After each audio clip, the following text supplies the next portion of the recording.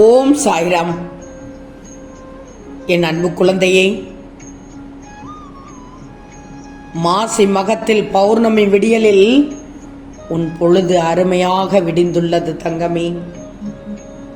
செல்வமே, ஒட்டுமொத்த அதிர்ஷ்டமும் உன்னை தேடி வந்துள்ளது. எப்படி தெரியுமா? சீரடியிலிருந்து உனக்கு நான் என்னவெல்லாம் அனுப்பியிருக்கிறேன் என்று பார். அருமையான நாளில் இதை நீ தொட்டுவிடு. தொட்ட நேரத்தில் உனக்கு அனைத்து அதிர்ஷ்டமும் உன்னை தேடி வந்து சேர்ந்து விடும் தங்கமே. தங்கமே, நான் ஒன்று சொல்லட்டுமா? வாழ்க்கையில் நீ முக்கியமான முடிவு எடுக்கும் போது எப்போதுமே நாளை பார்த்து கொள்ளலாம் என்று தள்ளி போடாதே. ஏன்னா நாளை என்று ஒன்று கிடையவே கிடையாது. அனைத்துமே இன்றாகவே இருக்கிறது என்று நினைச்சுக்கோ. இதுவே உன் வைராக்கியத்தை மேம்படுத்திக் கொள்வதற்கான முதல் படி. ஆம் தங்கமே, மனதளவில் உயர்ந்து நெல், உடலளவில் உயர்ந்து நெல், ஆன்மீக ரீதியாக உயர்ந்து நெல் தங்கமே. உனக்குள் வைராக்கியம் வளர்வதை நிச்சயமாக உணர முடியும். இந்த நாள் உனக்கு இனிய நாளாக மலர்ந்துள்ளது தங்கமே. ஒன்று மட்டும் நல்லா தெரிஞ்சுக்கோ, இந்த உலகத்தில் குறைகள் இல்லாத குடும்பமே கிடையாது, குறையே இல்லாத மனிதனும் கிடையாது. வாழ்நாள் முழுவதும் மகிழ்ச்சியை மட்டுமே அனுபவித்தோம் என்பதும் உண்டா? இல்லையே தங்கமே. இன்று இருளாக இருந்த உன் வாழ்விற்கான ஒளியையும் உனக்கு இனிப்போடு இன்றைய நாள் துவக்கத்தில் இனிய செய்தியை உன் அப்பா தருகிறேன் தங்கமே. இது நீ மகிழ்ச்சியாக இருக்க வேண்டிய தருணம். கவலையெல்லாம் மறந்துவிட்டு சந்தோஷமாக கேள். அருமையான விடியல், பௌர்ணமி விடியல், மாசி மகத்தான விடியல். அவரவர் வாழ்க்கையில் 1000 தான் இருந்தாலும் உனது வாழ்க்கையில் சாய் இருக்கிறார் என்பதுதானே உனது பலம். உண்மைதானே? இன்று விடியலில் உனக்காக எதையெல்லாம் சீரடியிலிருந்து அனுப்பியுள்ளேன். ஒளிமயமாக விடிந்துள்ள இந்த நாள் உனக்கு வெற்றிகளை சேர்க்கும் நாளாக அமையத் தொடங்கிவிட்டதே. விடியும் என்று மட்டும் நீ நம்பினால் வெளிச்சம் நிச்சயம் தங்கமே. முடியும் என்று நம்பு, உனக்கு வெற்றி நிச்சயம், சர்வ நிச்சயம். இந்த ஒளி நிறைந்த நாளில் உன் சாயப்பா உன் பரிபூர்ண அருளையும் நல்ல வாக்கினையும் உனக்கு ஆசீர்வதித்துள்ளேன். காத்திருந்து காத்திருந்து நீ சோர்ந்து போய்விட்டாய். நல்லது நடக்கும் என்ற நம்பிக்கையும் சற்று தளர்ந்து விட்டது போல் தெரிகிறது. கலங்கக்கூடாது. இன்றைய சிறப்பு தினத்தில் உனக்கு நல்லது நடக்கப் போகிறது. பல இழப்புகள், உறவுகளிடத்தில் அவமரியாதை என நீ அனுபவித்த கஷ்டங்களை கூற வார்த்தைகளே இல்லை. உன்னுடைய பாரங்கள் என் மீது கிடக்கும் போது நீ புலம்புவதில் அர்த்தமே இல்லை தங்கமே. யாருக்கும் எந்த துரோகமும் செய்யாமல், யாருக்கும் எந்த கெடுதலும் செய்யாமல் நீ அருமையான வாழ்க்கை வாழ்ந்து கொண்டிருக்கிறாய். இவ்வளவு துன்பங்களை சந்திக்கிறேன் என்று புலம்புகிறாயா? நேர்மையாக வாழும்போது கண்மணியே, நீ நேர்மையாக வாழ்ந்து கொண்டிருக்கிறாய். நீ நேர்மையாக வாழும்போது நிறைய கஷ்டங்கள் வரத்தான் செய்யும். சொல்ல முடியாத வேதனைகள் இருக்கத்தான் செய்யும். அதற்காக வழிநெறி தவறி வாழ்க்கையை நடத்துவது அழிவை தந்துவிடும். நேர்மையாக வாழும் வாழ்க்கைக்கு நிச்சயம் உனக்கு பரிசு உண்டு. அந்த பரிசானது இன்றைய நல்ல நாளில் உனக்கு கிடைக்கப் போகிறது. அந்த பரிசானது உன்னையும் உன் வாழ்க்கை தரத்தையும் உயரச் செய்ய போகிறது. எனவே நேர்மையாக வாழ்வதை மட்டும் ஒருபோதும் கைவிட்டு விடாதே.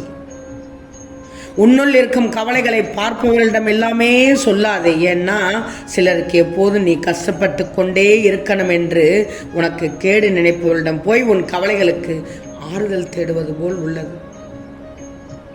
நீ கஷ்டத்தில் இருக்கும் போதோ அல்லது உன் மனசு சஞ்சலமாக இருக்கும் போதோ ஏதாவது ஒரு வழியில உன் சாய் உனக்கான ஆறுதல் வார்த்தையை உன்கிட்ட சேர்த்து விடுவார். சிக்கலான சமயத்திலும் மனசு குழப்பமான சூழலில் இருக்கும் போதும் சரியான அறிவுரையை உனக்கு யார் மூலமாக அது கொடுத்து விடுவேன். அதே மாதிரிதான் இக்கட்டான சூழலில் அடுத்து நம்ம என்ன செய்கிறதுன்னு தெரியாமல் வேறு வழியே இல்லை அப்படிங்கிற ஒரு காலகட்டத்திலையும் உனது துயரங்களுக்கு காரணமான உன் கர்ம வினைகளை நீக்கி உன் வேண்டுதல்களையும் விருப்பங்களையும் கோரிக்கைகளையும் ஆசைகளையும் அடைவதற்கான வழிமுறைகளை சரியான நேரத்தில் நான் காண்பித்து விடுவேன் தங்கமே. அப்படித்தான் இப்போது இந்த பதிவை கேட்டுக்கொண்டிருக்கிறாய். எல்லோரும் நீண்ட நாளாக நிறைவேறாத ஆசையாக இருந்தாலும், நீண்ட காலமாக காத்து கொண்டிருந்த வேண்டுதலாக இருந்தாலும், உன் விதியை சரி செய்து உனக்கு கால நேரங்களை உனக்கு சாதகமாக மாற்றி நினைக்கிறதை, நீ வேண்டதை கூடிய சீக்கிரமே உன் கைகளில் சேர்க்கக்கூடிய அதிசக்தி வாய்ந்தது இந்த சீரடியில் இருந்து நான் அனுப்பிவிட்ட அனைத்தும். இதை தொட்டு விட்டாயா? தொட்டு விடலையெனில் திரும்பவும் தொடு. நிச்சயம் காரியங்கள் கைகூடும், வேண்டுதல்கள் நிறைவேறும். உன் வாழ்விற்கு வழி பிறந்து விட்டது. அதனால் தான் இன்று கண் விழித்து இந்த பதிவை பார்த்துள்ளாய்.